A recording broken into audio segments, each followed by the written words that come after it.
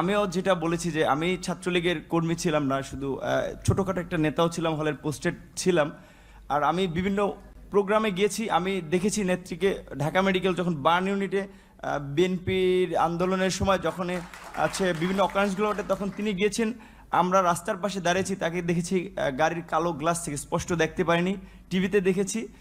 আর আজকে দেখার পরে আমি অনেকক্ষণ চেয়ে রয়েছি। আমি 2.5 বছর বয়সে আমার মা মারা যায়, আর আমার ছোটো ভাই এখানে এসেছে, ওর বয়স ছিল তখন 1 বছর। আমার মায়ের এটা আমি যতটুকু মনে করতে পারি আমি সেটা খুঁজে পেয়েছিলাম আমার প্রাইমারির একজন শিক্ষিকার মধ্যে, আমি যেই প্রাইমারিতে পড়েছি। আর আজকে আমি মাননীয় প্রধানমন্ত্রী এতদিন টিভিতে আমি ওভাবে দেখতে পারিনি, কিন্তু আজকে দেখে আসলে আমার সেই আমার মনে হয়েছে যে তার মধ্যে আমার মায়ের চেহারাটা আমি কিছুটা দেখতে পেয়েছি, এরকম একটা জিনিস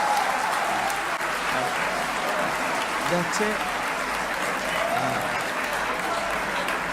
সেজন্য অনেকে আসলে বিভিন্ন উপাধিতে বলে থাকেন। আর আমরা একটা জিনিস দেখেছি যে আসলে তিনি প্রধানমন্ত্রী হিসেবেও, আমি বলবো না তিনি প্রধানমন্ত্রী, তিনি সবার প্রধানমন্ত্রী, তারপরেও তার কিছু স্পেশাল আসলে ক্যারেক্টার যেটা আমরা দেখেছি যে কখনো ছোট শিশুকে কোলে নিয়ে মানে একদম সিম্পল একজন যে নারীর যে ভূমিকা সেই ভূমিকা অবতীর্ণ।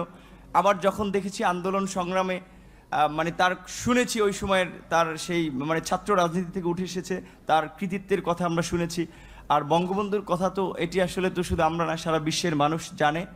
আর তার সুযোগ্য কন্যা যদিও শেখ রেহেনা আপা আমরা রয়েছে, কিন্তু এটি তো আমরা মানে সবার মধ্যে সব গুণ এককভাবে থাকে না, কিন্তু আপা আমরা মনে করি যে আসলে যেটা বঙ্গবন্ধুর মধ্যে অনেকে বলে যেটা ছিল তার পুরোটা মনে হয় যে আমাদের নেত্রী পেয়েছেন।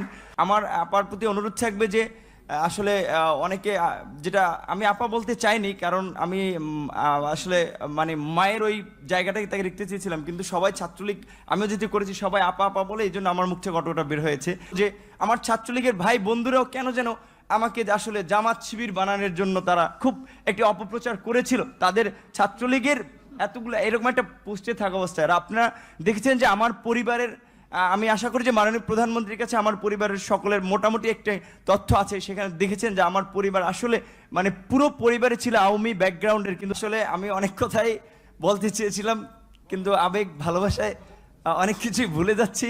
জয় বাংলা, জয় বঙ্গবন্ধু।